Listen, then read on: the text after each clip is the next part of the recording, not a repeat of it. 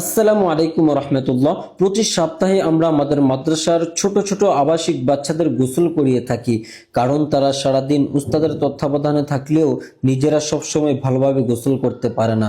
তাই সপ্তাহে অন্তত একদিন তাদের সুন্দরভাবে গোসল করিয়ে দেওয়া, পরিষ্কার পরিচ্ছন্ন রাখা আমাদের দায়িত্ব বলে মনে করি। কিন্তু সত্যি কথা বলতে এটা শুধু গোসল করানো নয়, এর মধ্যে লুকিয়ে আছে এক অন্যরকম ভালোবাসা, এক অন্যরকম অনুভূতি। এই ছোট ছোট বাচ্চাগুলো তাদের বাবা মা, পরিবার, আপনজন সবাইকে ছেড়ে দূর দূরান্ত থেকে মাদ্রাসায় আসে।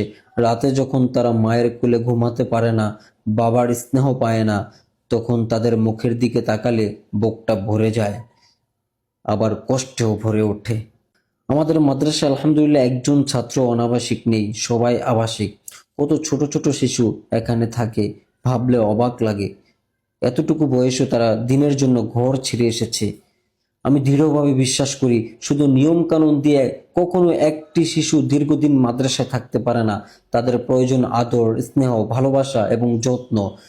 যখন তাদের মাথায় হাত বুলিয়ে দেই, নিজ হাতে গোসল করাই, খোঁজ খবর নেই, তখন তারা অনুভব করে এখানে তার আপন মানুষ আছে। অনেক প্রবাসী ভাই আছেন যারা বছরের পর বছর নিজের সন্তানের কাছে থাকতে পারেন না। তারা তাদের সবচেয়ে আদরের আমানত আমাদের কাছে রেখে যান। আমি সবসময় চেষ্টা করি যেন তারা অনুভব করেন তাদের সন্তান দূরে নয়, বরং নিরাপদে আছে, ভালোবাসার মাঝেই আছে। আল্লাহ তাআলার কাছে আমার একটাই চাওয়া, যতদিন আমার এই দেহে প্রাণ থাকবে ততদিন যেন এই শিশুদের খেদমত, যত্ন ও ভালোবাসা দিয়ে যেতে পারি। তাদের মুখের হাসি, তাদের ছোট ছোট আবদার, তাদের নিষ্পাপ ভালোবাসাই আমাদের পথ চলার শক্তি। আপনাদের সকলের কাছে দুয়ার আবেদন, আল্লাহ তাআলা যেন এই ছোট ছোট হাফেজ ও আলেম হওয়ার স্বপ্ন দেখা শিশুদের কবুল করেন, তাদের নেককার বান্দা হিসাবে গড়ে তোলেন এবং আমাদেরকে তাদের হক যথাযথভাবে আদায় করার তৌফিক দান করেন। আমিন।